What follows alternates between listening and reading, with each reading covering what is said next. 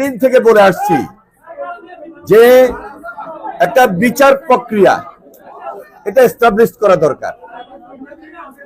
আমরা সবার আগে হাসিনার বিচার দাবি করেছি। হাসিনার সাঙ্গপাঙ্গ যারা দুর্নীতি দুঃশাসনের সঙ্গে জড়িত ছিল তাদের বিচার দাবি করেছি।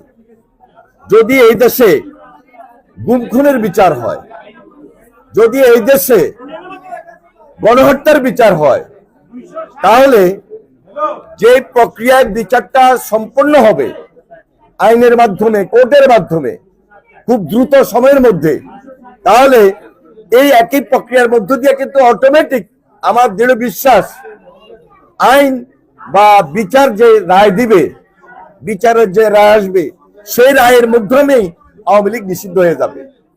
গতকালকে সরকার যে সিদ্ধান্ত নিয়েছে, ঘুরে ফিরে তো আমরা যে কথাগুলো বলেছিলাম সেটাই। আমি মনে করি আমরা বাস্তবিক পক্ষে আইনি প্রক্রিয়ায়, বিচার প্রক্রিয়ার মধ্য দিয়ে আওয়ামী লীগ নিষিদ্ধ হোক, এটা আমরা দীর্ঘদিন থেকে চেয়েছি এবং তাই গতকালকে প্রমাণিত হয়েছে যে আমরা যে আলোচনাটা করেছি, যে উদ্যোগটার কথা বলেছি, সেই উদ্যোগ সরকার গ্রহণ করেছেন। আমি সরকারকে ধন্যবাদ জানাই যে তারা যে উদ্যোগ গ্রহণ করেছেন।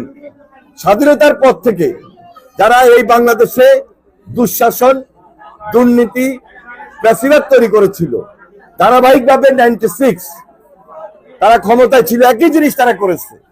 ধারাবাহিকভাবে গত 16-17 বছর যারা এই দুর্নীতি দুঃশাসন তৈরি করেছিল, গুম খুন করেছে, গণহত্যা করেছে, অবশ্যই তাদের বিচারের মধ্য দিয়ে আওয়ামী লীগ নিষিদ্ধ করা উচিত বলে আমরা মনে করছি এবং সেই দাবিটা আমাদের ছিল এবং সেই দাবির পরিপ্রেক্ষিতে জনগণ যেভাবে তাদের বক্তব্য পেশ করেছে সেটা তাদের কানে গিয়েছে।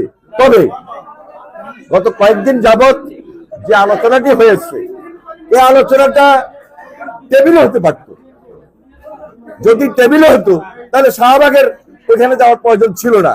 সরকার যদি এই উদ্যোগ আগে গ্রহণ করতেন, যেহেতু এই সরকার আন্দোলনের ফসল, সরকার যদি এই উদ্যোগটা গ্রহণ করতেন, একটা টেবিলে সকল রাজনৈতিক দল থাকতো।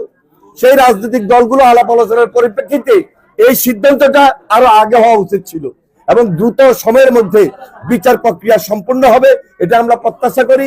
দ্রুত আইনি প্রক্রিয়ার মধ্য দিয়ে হাসিনার বিচারকে নিশ্চিত করতে হবে এবং আওয়ামী লীগ নিষিদ্ধকরণ প্রক্রিয়া যেন অতি দ্রুত হয়। তাহলে সর্বশেষ যেটা দেখা গেল গতকালকে, বিএনপি যেটা বলেছে, বিএনপি যেটা চেয়েছে, গণমানুষ যেটা চেয়েছে, জনগণ যেটা চেয়েছে, তাই হয়েছে। এই জন্য আমরা আজকে আন্তরিকভাবে সরকারকে ধন্যবাদ জানাই। তবে এই